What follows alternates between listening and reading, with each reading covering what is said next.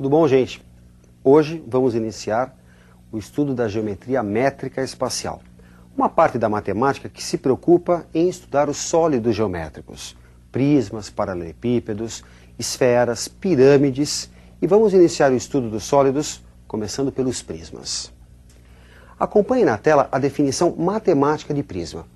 Sejam alfa e beta dois planos paralelos, consideremos uma região poligonal em alfa e uma reta que intercepta os planos nos pontos A e B. Chama-se prisma a união de todos os segmentos paralelos a AB, com extremidade na região poligonal e a outra em beta. Agora, vamos verificar os elementos de um prisma. Isso é importante para você. Acompanhe na tela. A1, A2, A3 até a N e B1, B2, B3 até Bn são paralelos e congruentes. São as bases do prisma.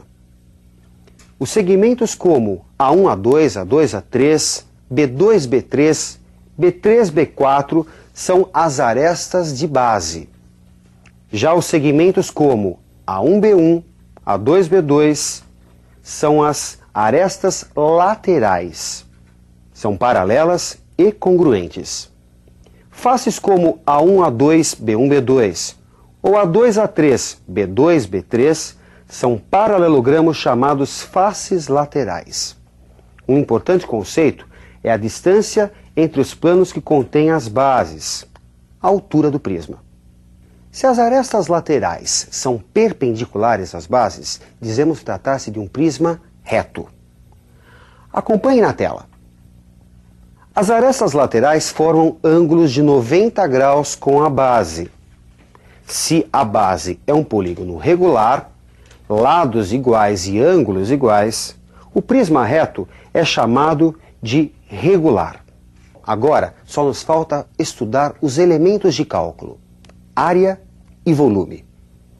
Me acompanhe na tela. A área total é a soma das áreas das duas bases com a área lateral, soma das áreas das faces laterais. Já o volume é o produto da área de sua base pela altura do prisma. Bom, gente, vamos colocar em prática isso. Me acompanhe numa primeira questão.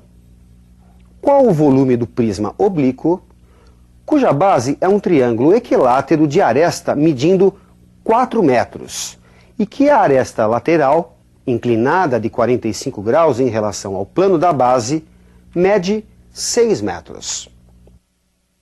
Vamos então ao cálculo da altura. Como você observa a figura, podemos dizer que o seno de 45 graus é igual a h sobre 6, cateto oposto sobre cateto adjacente. Como o seno de 45 vale raiz de 2 sobre 2, é só igualar raiz de 2 sobre 2 a h sobre 6. Simplificando, temos que a altura desse prisma, distância entre as suas bases, vale 3 raiz de 2 metros.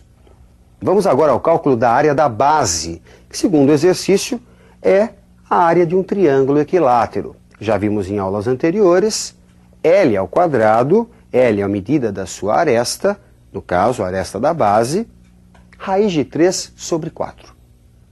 Como a aresta mede 4, isso é a informação dada pelo exercício, a área da base resulta 4 ao quadrado, raiz de 3 sobre 4, 4 raiz de 3 metros quadrados.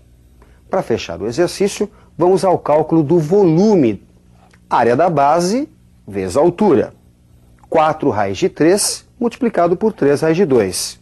Resulta 12 raiz de 6 metros cúbicos. Vamos tratar agora de uma questão que envolve a área do prisma. Me acompanhe na tela. Qual a razão entre a área da base e a área lateral de um prisma hexagonal regular? Vamos ao cálculo da área da base. A base é um hexágono regular. O hexágono é composto por 6 triângulos equiláteros. Portanto, a área da base é igual a 6L ao quadrado, raiz de 3 sobre 4. Simplificando, 3L ao quadrado, raiz de 3 sobre 2. Agora vamos ao cálculo da área lateral. No caso, composta por 6 quadrados. Coincidência aqui, né? Normalmente são 6 retângulos. Aqui são 6 quadrados porque a altura coincidiu com a medida da aresta. Bem, gente, a área lateral resulta então 6L ao quadrado.